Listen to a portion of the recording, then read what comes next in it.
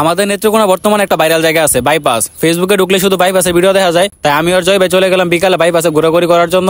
আজকের বিকালটা একটু অন্যরকম কাটলো, চারপাশে খোলা মাঠ, লোকজন হেঁটে বেড়াচ্ছে, কেউ বসে গল্প করছে, আবার ছোটরা সাইকেল চালিয়ে মজা নিচ্ছে, আর অনেকে দাঁড়িয়ে ছবি তুলছে সূর্য ডুবার আগ মুহূর্তে। যদি আপনারা কেউ নেত্রকোনা আসেন তাহলে বাইপাসটা ঘুরে যেতে পারেন, আশা করি ভালো লাগবে।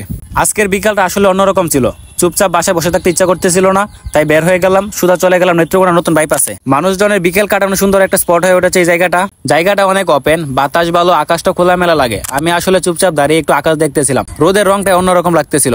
আসলে আমরা সবসময় বড় জায়গা খুঁজি ঘুরতে যাওয়ার জন্য, কিন্তু এই বাইপাসটা ঠিক সামনে থেকে এক ধরনের শান্তি দেয়, তেমন কিছু না কিন্তু ভালো লাগে। বিকেলে এই রাস্তায় দাঁড়ালে মনে হবে আপনি সূর্য ডুবা দেখতেছেন। তো ভাই, যারা এখন ওই বাইপাস আসেন নাই তারা একদিন বিকালে চলে আসেন বাইপাস, জায়গাটা অনেক সুন্দর আছে, প্রকৃতির মাঝে খোলামেলা। নেত্রকোনা রেল ক্রসিং থেকে আপনারা 20 টাকা অটো ভাড়া দিয়ে চলে আসতে পারেন এই বাইপাস রোডে। অনেকেই বাইক নিয়ে আসে এই রাস্তায় বাইক চালানোর জন্য, রাস্তাটা অনেকটা বড়, অনেক মানুষ এখানে আসে তাদের ফ্যামিলির সাথে সময় কাটানোর জন্য। আপনিও চাইলে আপনার ফ্যামিলি নিয়ে আসতে পারেন তাদের সাথে একটু সময় কাটানোর জন্য। আবার এখানে আসলে আপনারা খাবারও পেয়ে যাবেন, ফুচকা, চটপটি, ঝালমুড়ি, আইসক্রিম, সব ধরনের খাবার এখানে পেয়ে যাবেন। তো ভাই লোক, আজকে ভিডিও পর্যন্ত ছিল। বিকাল টাইমে বাসায় বসে থাকতে ভালো লাগতেছিল না, তাই বের হয়ে গেলাম। মাঝে মধ্যে একটু বের হবেন, নিজেকে সময় দিবেন। তো কেমন লাগছে ভিডিওটা কমেন্ট করে জানাতে পারেন। দেখা হচ্ছে পরবর্তী কোনো নতুন ভিডিওতে, ততক্ষণ সবাই ভালো থাকবেন, সুস্থ থাকবেন, টাটা, বাই বাই।